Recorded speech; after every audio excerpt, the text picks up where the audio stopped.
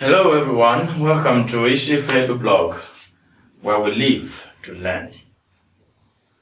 Today we shall take up the topic clauses on the English language.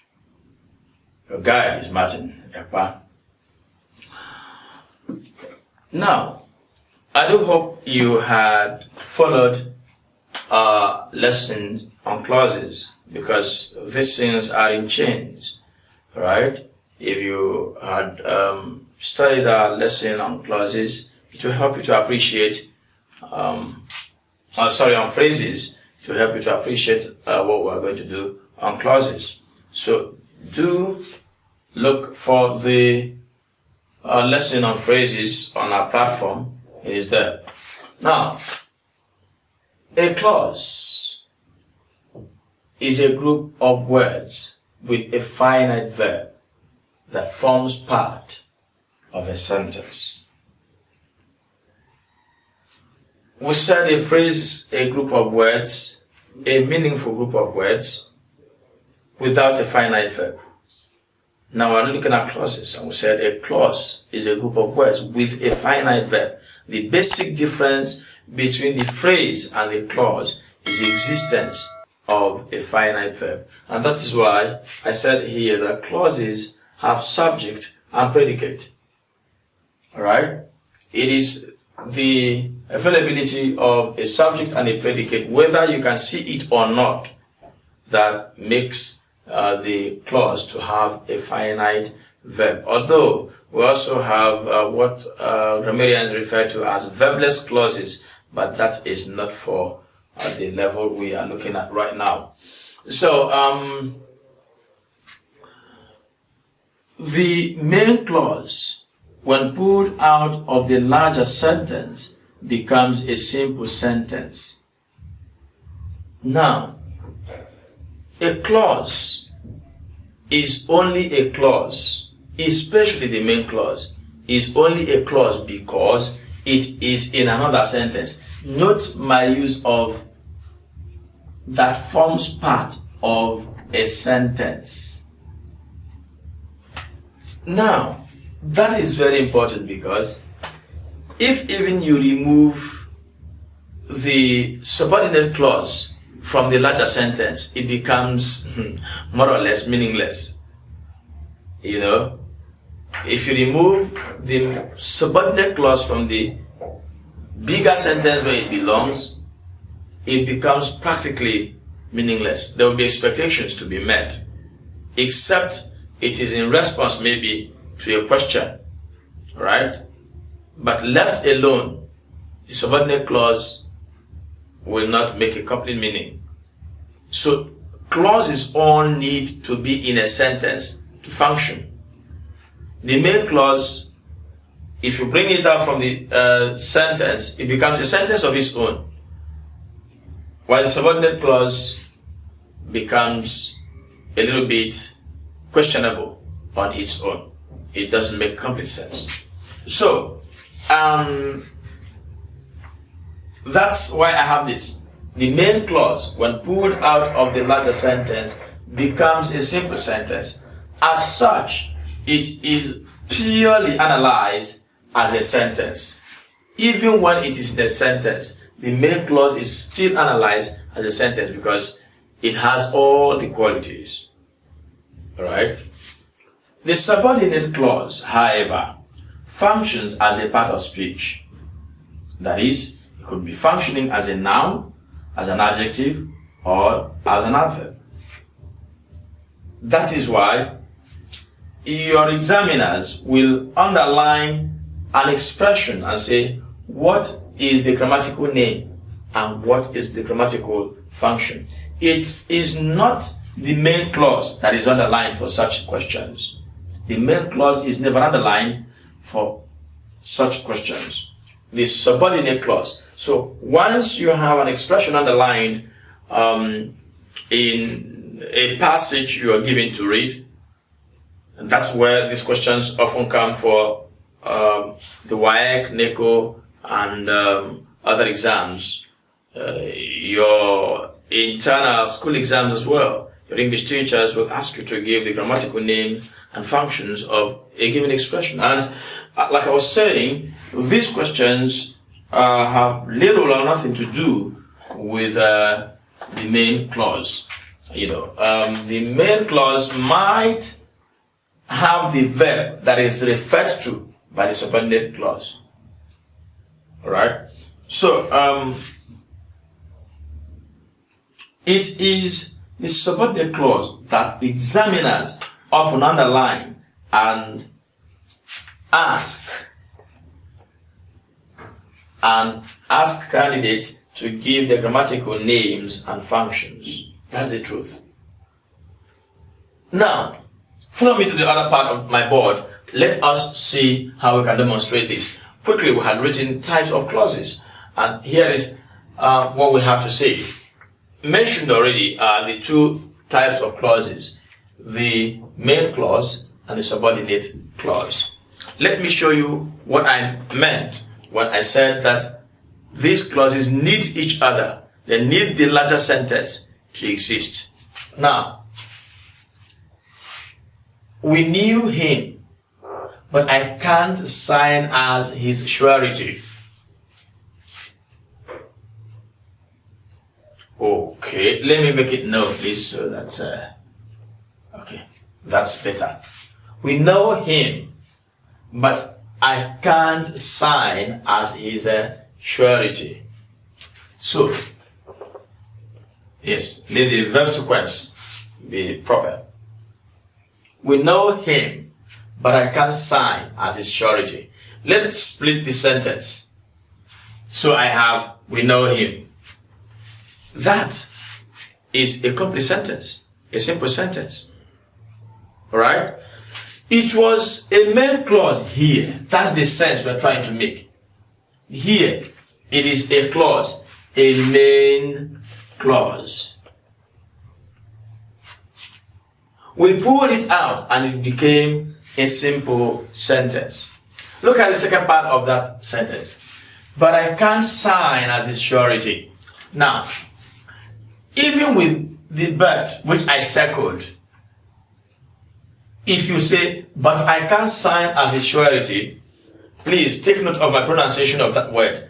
In this part of the word, we say surety. The word is surety. Alright? Surety. So the R and is active because of the E. So, in I can't sign as his surety, I still have a simple sentence. A simple sentence. So, what does it mean? This is also a main clause.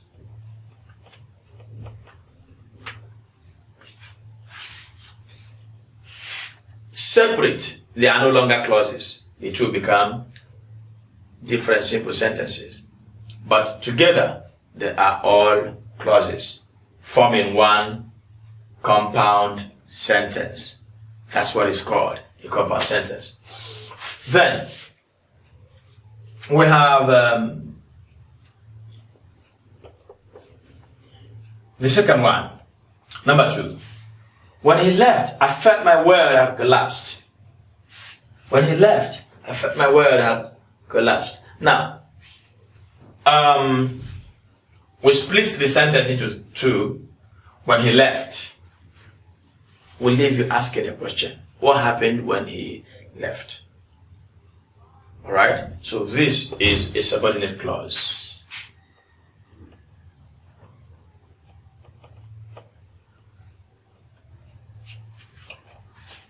That's a subordinate clause.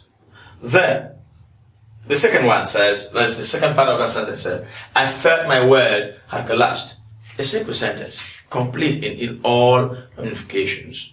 I felt my world had collapsed. So this is a simple sentence. This is a subordinate clause. Together, they make here a complex sentence. Alright? The first one was a compound, the second a complex. Not to worry, we shall study sentences. Then, so here is main clause. I have a multiple sentence as number 3. What he says when he is wrong makes me think he is humble. Alright? That's what we call a multiple sentence. I've split it into about 4. The first one was what he says. That is this one now. It's a subordinate clause. The second is when he is wrong. Again, that is also a subordinate clause. Then, look at this. It started from here. Makes me think. What makes me think? What he says. So I have summed what he says as a it.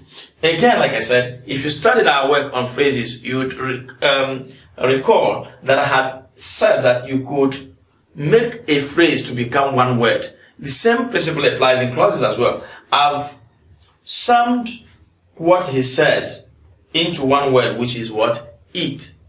If I had left it vacant, if I wipe this like as I'm doing now, one may think, makes me think, does not have a subject. That was why I said earlier that you might see the subject, you might not see the subject. But if you look properly in the sentence, you find the subject. So the subject is it, which replaces what he says. It makes me think. If I put a full stop here, it makes me think is a complete sentence. Alright? What I think is the next clause. It makes me think he is humble. So, he is humble. It makes me think he is humble. So, he is humble is yet another clause. Alright? Which is also a noun clause. So, what he says when he is wrong makes me think he is humble. Would have given us 4 clauses. Now, let's look at it. Is he is humble a simple sentence, or is it a subordinate clause? Looking at it, it is a main clause. Alright? Although one may look at it from the point of view of it makes me think he is humble, that is bringing he is humble as the object of the verb think. Well, that's an analysis that we'll continue to look at, because you can see this and attach it, of course, where it belongs. He is humble as the object of the verb think. It might look a subordinate clause, but it is more or less a main clause. So, 2 subordinate clauses, 2 main clauses to give us our multiple sentence. Take note of these little tricks. The examiner is likely to underline, of course, has no option, actually, than to underline a subordinate clause and ask you. So when this question is asked, your answer should be in response to the function of that clause. We have not enumerated that here. This is the introductory lesson. Subsequently, we'll talk about the subordinate clauses, how they work, and what you could use to identify them. So basically, we said a clause is a group of words with a finite verb. I had taught you what finite verbs are. I keep saying, go back to our lesson on phrases. That was where I described the finite verbs, how to identify them. Then we said clauses have subject and predicate, which means there should be 2 parts of the sentence in all. If you can't find the subject physically, look at this sentence construction. The subject is somewhere hiding. It could also be you in a case of what we call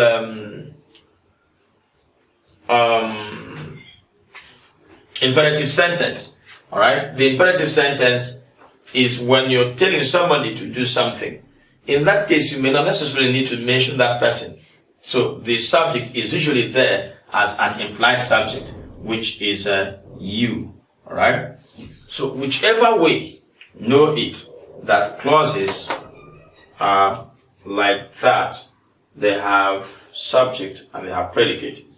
Finally, we said if you bring out separate clauses from their original sentences, there will be two things.